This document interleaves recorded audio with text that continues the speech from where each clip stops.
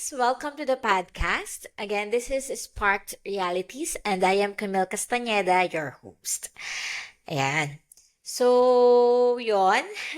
Sorry kasi somehow may mga gaps, 'di ba? Medyo malaki yung gaps sa mga podcast natin kasi medyo hectic. Wow. Medyo busy yung schedule ko sa trabaho ko. But nasasad din ako kasi yun nga, hindi ako as frequent nakakagawa ng podcast these days kasi yun nga, busy sa work and may mga inaasikaso kong mga bagay-bagay. Kaya pag may extra time minsan, hindi ko rin magawang makapag-podcast. But I'm trying na mas madamihan pa ito. Yan. So, sa mga viewers ko, thank you kasi yun, natutuwa ako na nandyan pa rin kayo and may talagang mga committed pa rin sa Sparked Realities. Ayan. So, for today, our episode is about overcoming the negatives, finding the bright side. Ayan. So for me, very timely din itong ating episode na to kasi alam ko dyan in the Philippines for all that is happening right now na talagang alam mo, mapapabuntong hininga ka na lang. And syempre, hindi lang naman all over the world may mga nangyayari. And syempre, sa ating mga buhay, ganyan. And as now, I think, di ba, mas since the social media is nandyan, the internet is, alam mo yun, very handy na, ang daling ma-attract or makita natin yung mga negative things na pwedeng makaapekto sa pang-araw-araw natin. So, para sa akin, I want to share this with you guys na paano nga ba natin ma-overcome tong mga negativities na to and mahanap pa rin yung liwanag despite of it. Ayan. So, yun. Um, for me, bigyan ko kayo ng some of the some of the things na we could do as we are dealing with these negativities in life. So when we talk about negativities in life, napakadaming factor niyan. It could be from the outside na yan, what's happening with the government, sa mga flood control. It could be in school if you're a student, relationships, sa work if you have a toxic na katrabaho, within family, financial problems na could affect our daily living or even mental health, 'di ba? Na pwedeng makaapekto sa atin. We all want to live a happy life, a stress-free life, but minsan hindi talaga nangyayari. May mga gantong negative things na na-encounter natin in life. Ayan, so paano nga ba natin i-overcome and mahanap pa rin yung liwanag despite of the darkness. Ayan. For me, first is acceptance na these negativities, these negative things are inevitable. 'Di ba? Wala tayong magagawa kasi sabi nga, kumbaga ang kabaliktaran ng liwanag is darkness. Hindi naman natin ma-appreciate or makikita yung liwanag without the dark. And it's happening sa lahat, 'di ba? It's not just you encountering it. Lahat tayo dumadaan at nakaka-experience nito. So, para sa akin, instead na magalit tayo, mainis tayo kung bakit kailangan mangyari tong mga bagay na to, pagdaanan ko to yung mga bagay na to is tanggapin natin na parte to ng buhay. Parte na dumaan tayo sa mahirap, parte na mahirapan tayo from time to time. Acceptance. Kasi for me, the more na alam mo yun, maggalaiti tayo, mainis tayo about this negativities, negative things na pwedeng mangyari or nangyayari sa atin is the more we are not dealing about the problem. Kasi wala tayong magagawa. It's beyond our control. Acceptance. When it comes your way, if you encounter it, okay. It's another battle. It's another lesson to learn. It's another time, alam mo yun, para mag-stretch, and para maging matapang. Second is embracing it. Embracing the negativities. Hindi naman to tolerate it. Kasi for me, acceptance kung i-accept mo lang siya na, okay, part yan, pero wala ka namang gagawin. 'Di ba?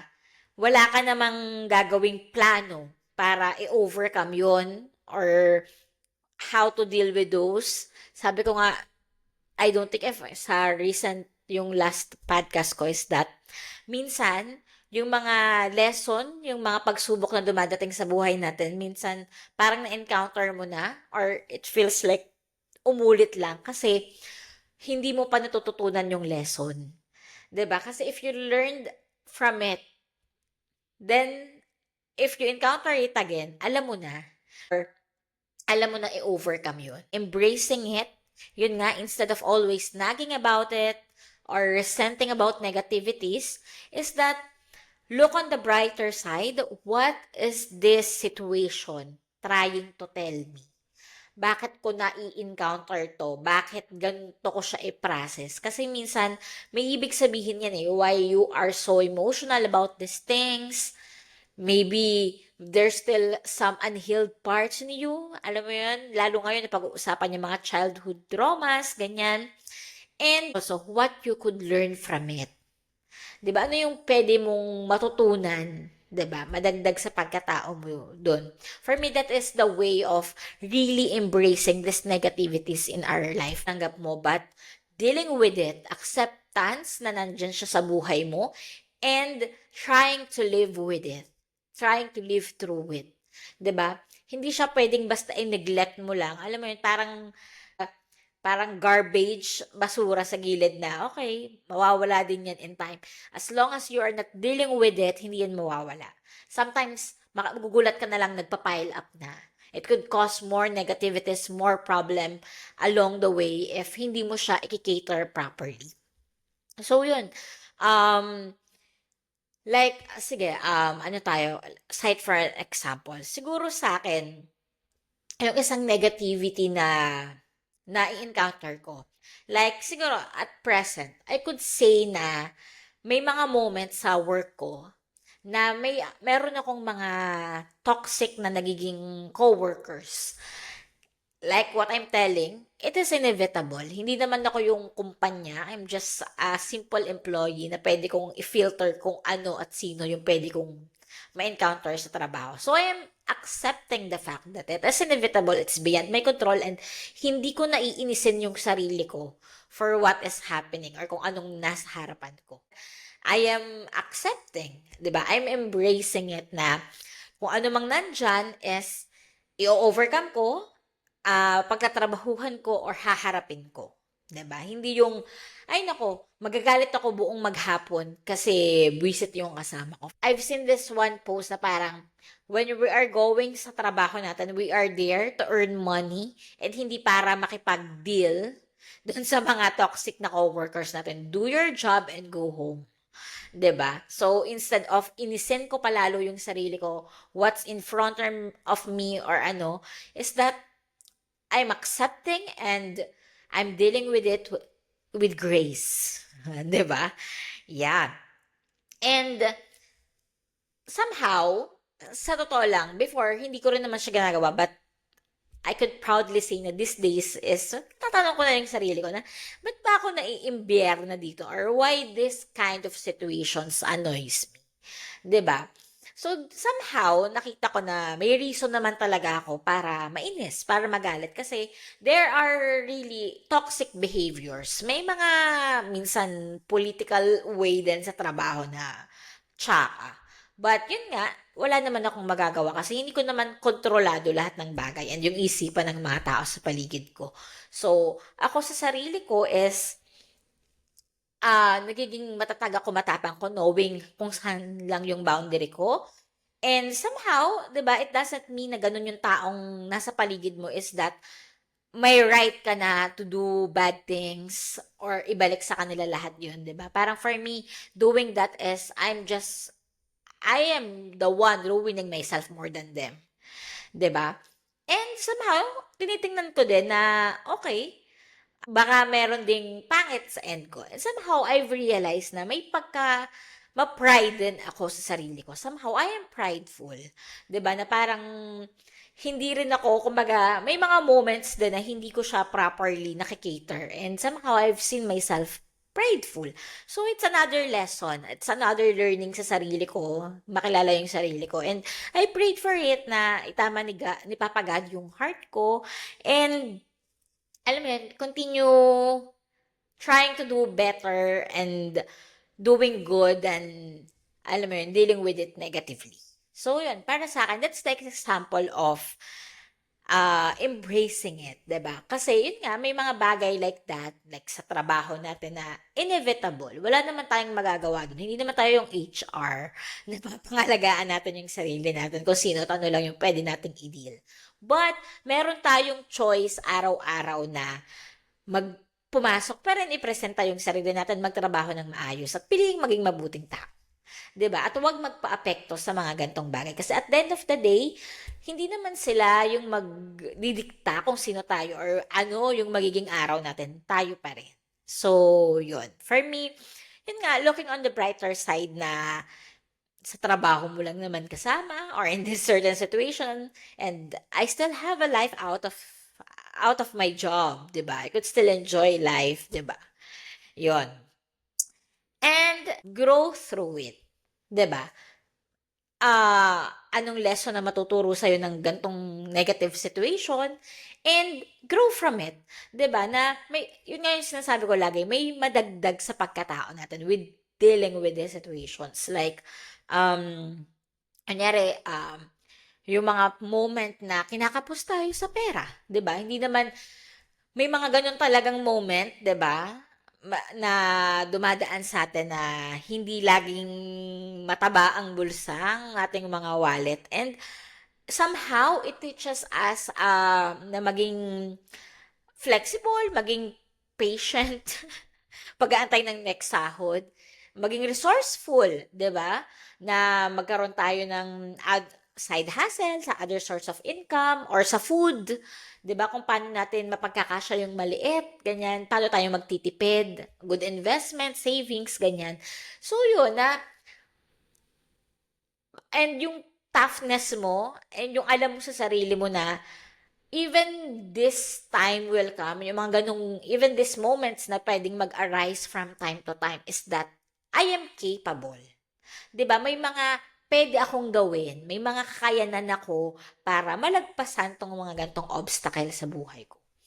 Sa mahalaga, 'di ba? Parang encountering all these negativities is that, sabi nga, lighting another candle. Let's teach the next generation or yung mga current people na walang idea sa mga gantong, sa mga, syempre, magkakaiba naman tayo ng dinidil sa buhay. So, wag sana nating ipagkait yung mga ideya, karanasan, na pwede nating itulong sa iba. Ano lang naman, hindi nga yan financial, ano lang yan. Kumbaga, impormasyon, 'di ba? Kasi, para sa akin, napakahalaga niyan, lalo na ngayon, and sa kabataan na tayo na mas nakakatanda or mas eksperyensado sa buhay, maibahagi din natin sa kanila yung mga kaalaman natin, 'di ba? Na somehow, syempre, naniniwala din naman ako na experience is the best teacher, but ang ganda na somehow, meron silang idea kahit paano. And a hope na, these people, kinaya nila, these people na overcome nila, kaya ko din.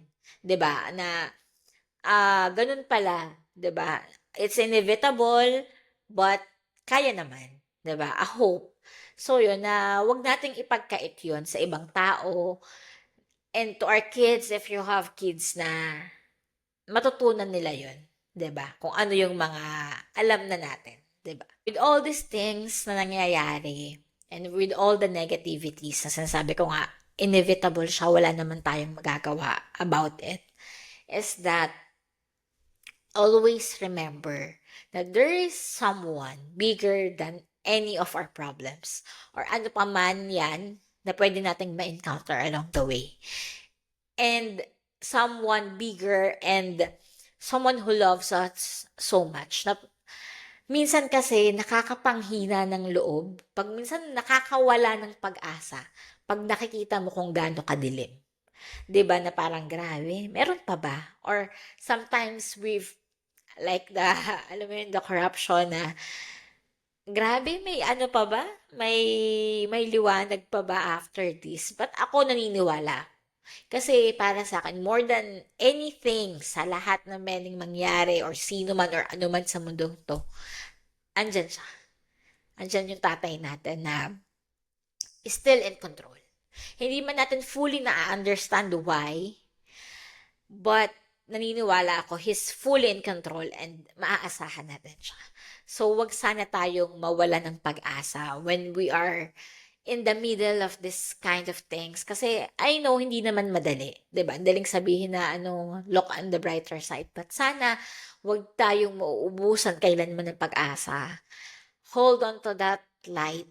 'Di ba? Na hindi man ganun kadali sa ngayon, but definitely it will. And someone out there, bigger than our problems, loves us so much at hindi niya tayo pababayaan. 'Di ba? Sana dun tayo mangapit. And yun, na laging may liwanag after the dark. Yun. Sa akin, siguro all in all, with all these negativities, siguro yung isa ko lang ding nakikita right now, I think, sa ating life is that a lot of people now is just searching for feeling good. Wala namang masama, 'di ba? Parang we always want to feel at ease. 'Di ba? Yung magaan, yung masaya, yung hindi mahirap. And when trouble comes, mas madalas is hindi ko alam kung bakit we are running away from it.